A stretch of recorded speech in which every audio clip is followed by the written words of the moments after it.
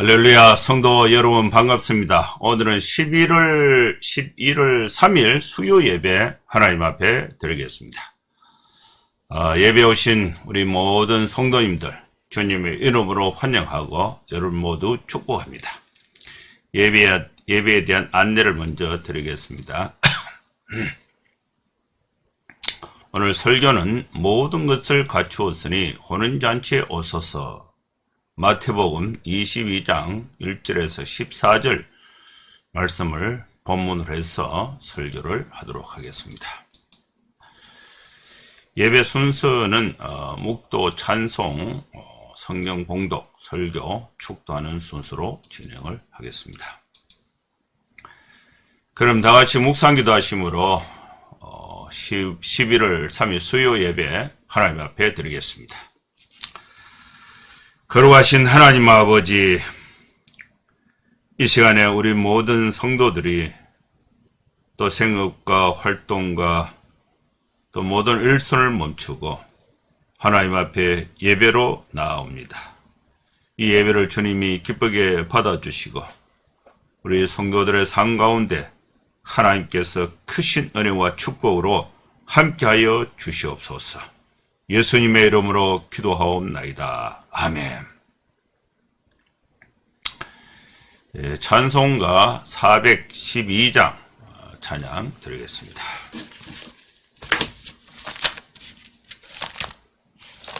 1절, 2절, 4절, 3절만 부르도록 하겠습니다.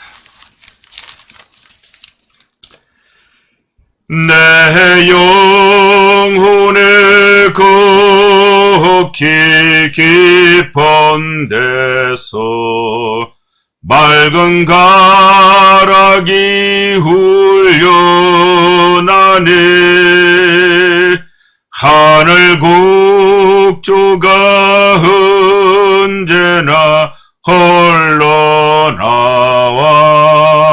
내 영혼을 고이 사네.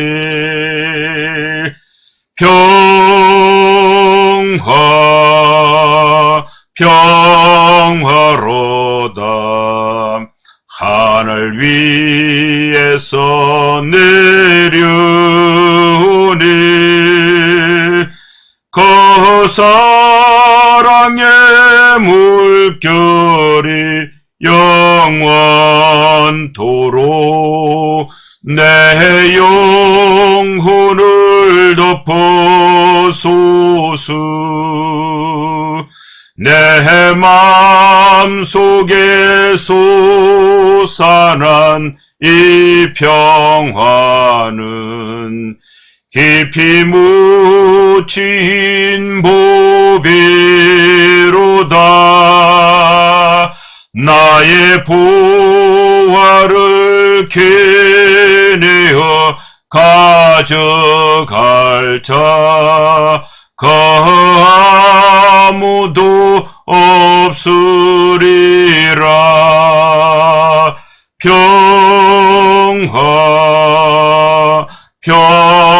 평화로다. 하늘 위에서 내려오네. 그 사랑의 물결이 영원토록 내 영혼을 덮어소서.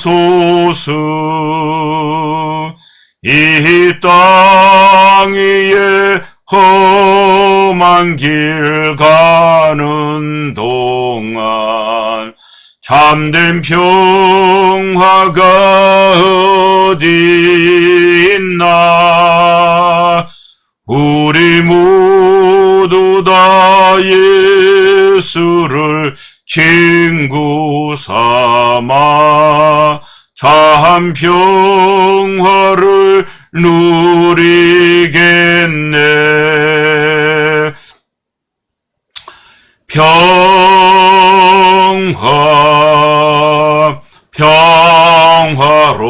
평화로다. 하늘 위에서 내려오네.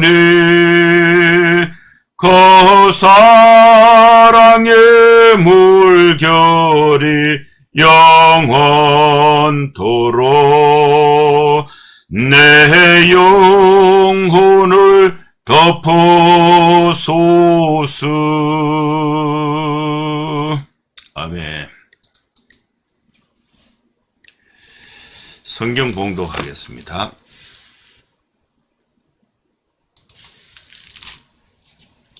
예수께서 다시 비유로 대답하여 이르시되 천국은 마치 자기 아들을 위하여 혼인잔치를 베푼 어떤 임금과 같으니 그 종들을 보내어 그 청한 사람들을 혼인잔치에 오라 하였더니 오기를 싫어하거늘 다시 다른 종들을 보내며 이르되 청한 사람들에게 이르기를 내가 오찬을 준비하되 나의 소와 살찐 짐승을 잡고 모든 것을 갖추었으니 혼인잔치에 오소서 하라 하였더니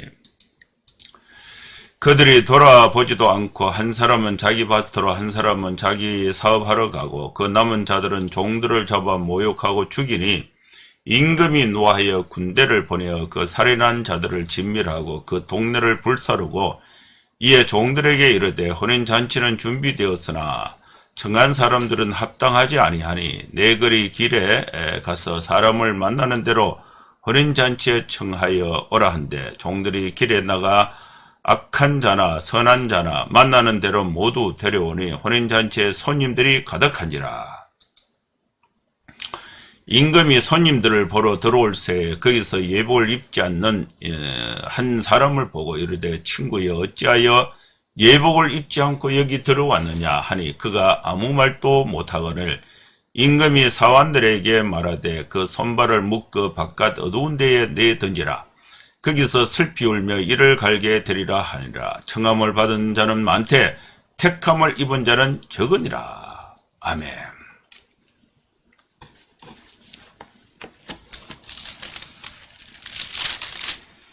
하나님께서 오늘 우리에게 주신 이 소중한 말씀을 오늘 나에게 주신 영적인 또 우리 삶의 실체적인 축복으로 또 삶의 지침으로 하나님의 은혜를 받고자 합니다.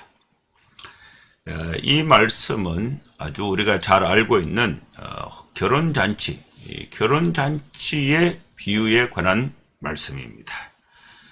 22장 1절 말씀을 보면요, 예수께서 다시 비유로 대답하여 이르시되, 이 말씀은 전에도 한번 비유로 말씀하셨고 이번에 또 말씀하신다는 것입니다.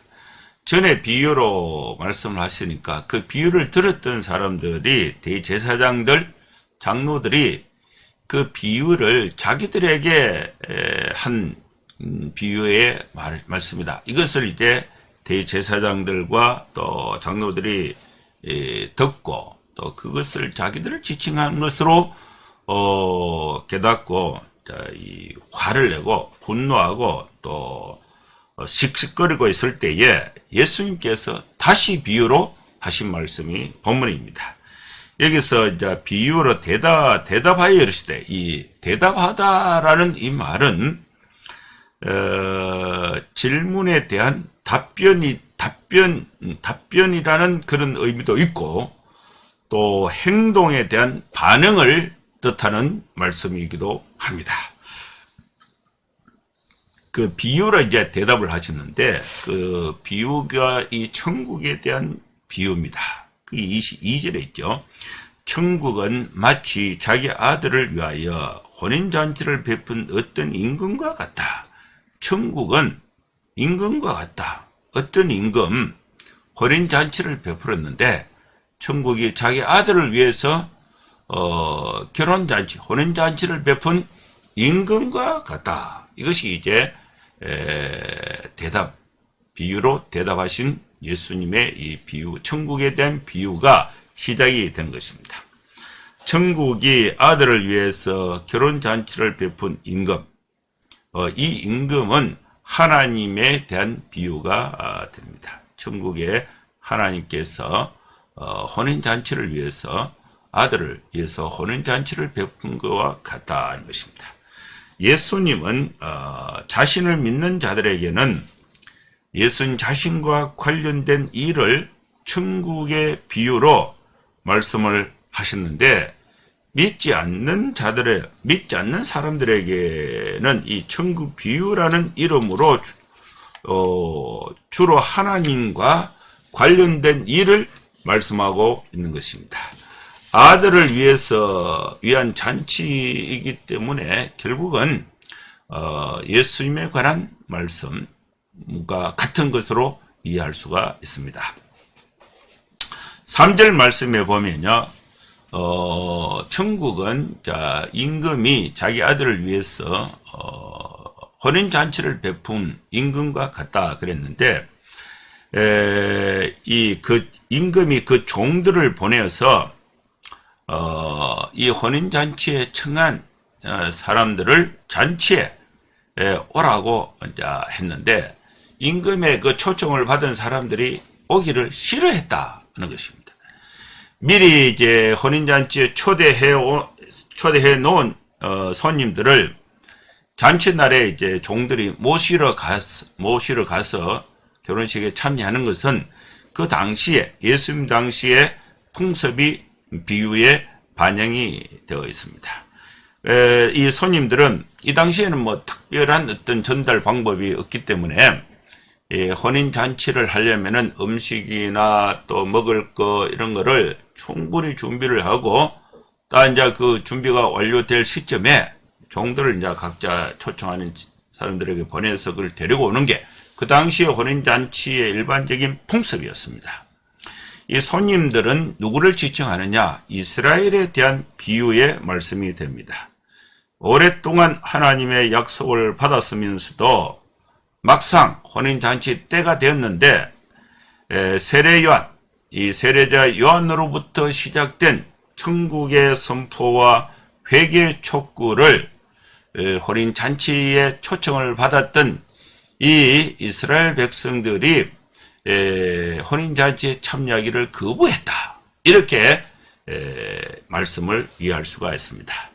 그래서 임금이 다시 다른 종들을 보내어 이르되, 청한 사람들에게 이르기를 내가 오찬을 준비하되 나의 소와 살찐 짐승을 잡고 모든 것을 갖추었으니 혼인잔치에 오소서 하라 하였더니, 왕은 자신의 그 호의를 무시한 손님들에게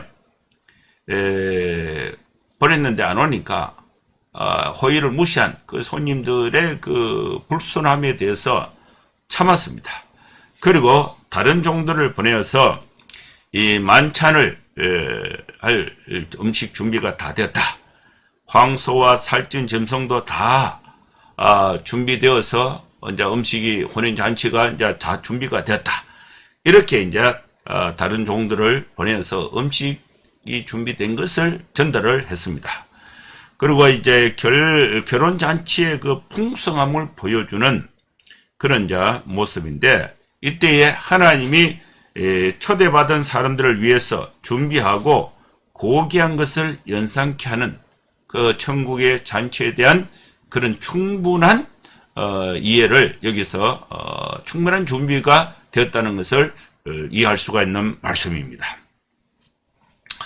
그런데 이제 사람들의 반응이 어떠했느냐 하면은, 초청받은 사람들의 반응이 어땠냐면은 5절 6절에 있습니다. 그들이 돌아보지도 않고 한 사람은 자기 밭으로 한 사람은 자기 사업으로 가고 그 남은 자들은 종들을 잡아 모욕하고 죽였다. 임금의 아들의 결혼잔치에 사람들을 초청했는데 사람들이요, 돌아보지도 않았다는 것입니다. 한 사람은 자기 밭에 일하러 갔습니다. 그리고 한 사람은 자기 사업하러 갔습니다. 임금에게는 관심이 없고 자기 사업, 자기 농사, 자기 먹는, 또 자기 사업, 자기 돈벌이, 여기에만 사람들이 집중되어서 임금의 초청에는 아무 관심이 없었다. 그래서 임금이 그 초청한 사람들을 데리러 오기 위해서 종들을 보냈는데, 이 종들을 잡아서 모욕하고 종을 죽였다. 그게 초청받은 사람들의 반응이었습니다. 손님들은 왕이 베푸신 결혼잔치에는 별로 관심이 없었습니다. 왕의 편에 서기를 꺼린 것입니다. 예수님이 직접 천국을 선포하셨지만은 유대 지도부나 대부분의 유대인들은 예수님의 천국 잔치, 천국 선포에 대해서 냉담하고 마치 밭으로 일하러 가거나 장사하기 위해서 가버리는 사람들처럼 유대인들이 행동을 했다는 것입니다. 뿐만 아니라 천국을 선포한 세례요한을 잡아서 죽였습니다. 천국의 왕이신 예수님을 또 잡아서 죽이게 되는 결과를 나중에 갖게 되는 것입니다. 그래서 이제 임금이 이제 어떻게 반응했느냐. 7절입니다. 임금이 노하여 군대를 보내어 그 살인한 자들을 진멸하고 그 동네를 불살랐다. 이 비유 속의 임금은 분노해서 군대를 보내서 초대했던 손님들을 죽이고 그들의 성을 불태워 버렸다고 말씀하고 있습니다. 왕의 호의를 무시하는 사람들에 대한 이 집단적 징벌은 당시에 그 빈번히 일어나는 사건이었는데 예수님은요, 끝내 자기에게 오기를 거부하는 유대 민족에 대한 심판을 비유어로 말씀하고 있는 것입니다. 이것은 정확하지는 않습니다만 유대 그 역사 가운데 서기 그 AD 70년에 실제로 이제 예루살렘 멸망 사건이 일어났습니다. 로마의 티토 장군이 이끄는 그 군대가 예루살렘 성을 3년 동안 포위하고 있다가 이 예루살렘 성을 함락하고 또 성전이 파괴되는 사건을 예수님께서 예언하시는 비유 가운데 예언하신 것으로 이해할 수가 있습니다. 그래서 이제 8절과 9절에는요, 이런 말씀이 있습니다. 이에 종들에게 이르되 혼인잔치는 준비가 되었다. 청한 사람들은 합당하지 않다. 그래서 임금이 이제 종들을 내어보냅니다. 네 거리, 사거리에 가서 지나가는 사람들에게 혼인잔치에 청하여 오라고 하라 하는 것입니다. 초대해 두었던 이스라엘은 실격이 되었습니다. 그러나 예수님의 출현으로 시작된 하나님의 일은 이제 절정을 향해서 달려가고 있는 것입니다. 이스라엘의 실패는 사거리로 나가서 만나는 사람들 모두를 결혼잔치에 불러들이는 것처럼 세계의 모든 민족을 향한 복음의 확대로 연결이 되고 있습니다. 하나님은 구약 시대에도 이스라엘을 통한 모든 민족의 축복을 약속을 하셨습니다. 그런데 그 책임을 맡았던 유대 민족은 이제 그 자리에서 쫓겨나고 말게 된 것입니다. 10절 말씀에 보면요, 종들이 길에 나가서 악한 자나 선한 자나 만나는 대로 모두 데려오니 혼인잔치에 손님들이 가득하였다. 종들은 임금의 명령에 따라서 길거리에 나가서 사람을 구분하지 않고 악한 사람이든 선한 사람이든 만나는 대로 결혼잔치에 다 데려갔습니다. 그래서 이 결혼잔치, 혼인잔치 집에는 손님들로 가득 채워 있었습니다. 그래서 이 천국의 복음은 민족과 혈통과 성별 심지어 선악도 차별하지 않고 누구에게나 전파되고 모든 민족을 천국의 백성으로 모아들이는 것에 대한 비유의 말씀이 되는 것입니다. 이스라엘을 초청했는데 이들이 거부하니까 사거리에 나가서 모든 사람을 초청하게 된 것입니다. 이제 이 혼인잔치에 이제 손님들이 거득하게 됐는데 이때 이제 임금이 이 혼인잔치에 와서 그 손님들을 보러 나온 것입니다. 그게 11절이에요. 임금이 손님들을 보러 들어올 새에 거기서 예복을 입지 않는 한 사람을 봤다. 임금이 손님을 맞으러 나왔습니다. 결혼잔치가 시작되려고 하고 있습니다. 그리고 이 둘러보고 있던 임금이 예복을 입지 않는 한 사람을 발견하게 됩니다. 아무나 불러왔지만은 잔치에 참여하려면은 예복이 있어야 합니다.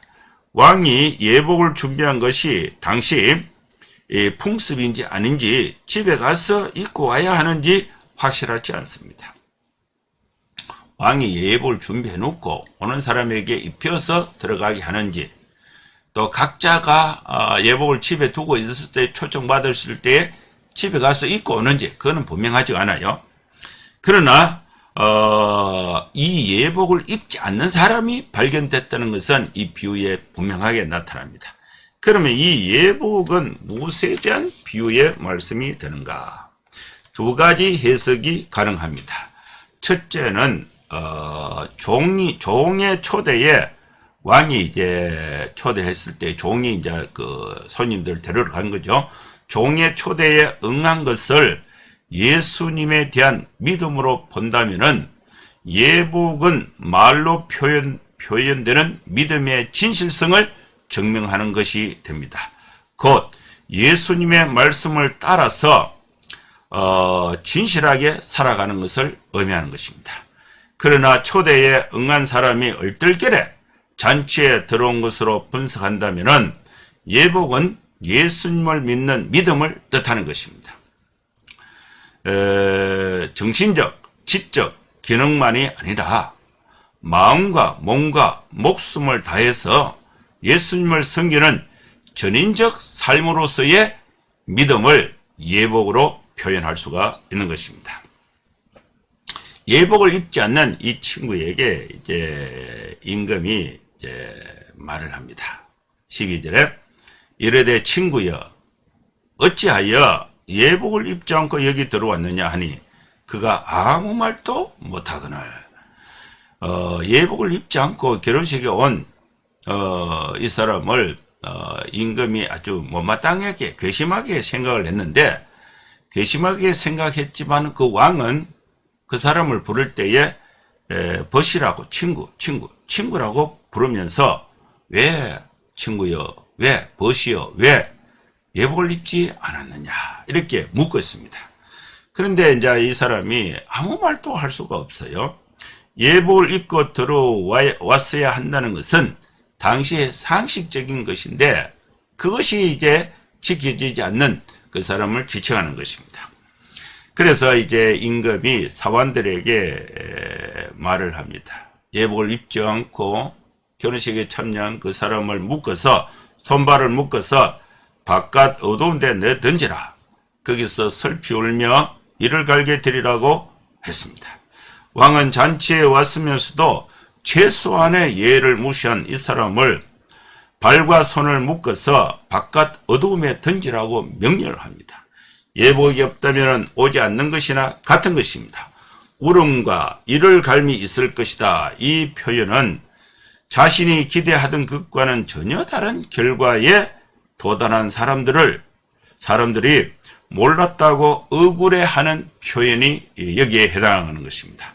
알았다면 그렇게 하지 않았을 것이라는 후회가 포함이 되어 있는 것입니다. 예수님이 그런 분인 줄 알았더라면 또는 예수님을 진실히 믿었더라면 하는 후회가 쫓겨난 사람들이 갖는 것입니다.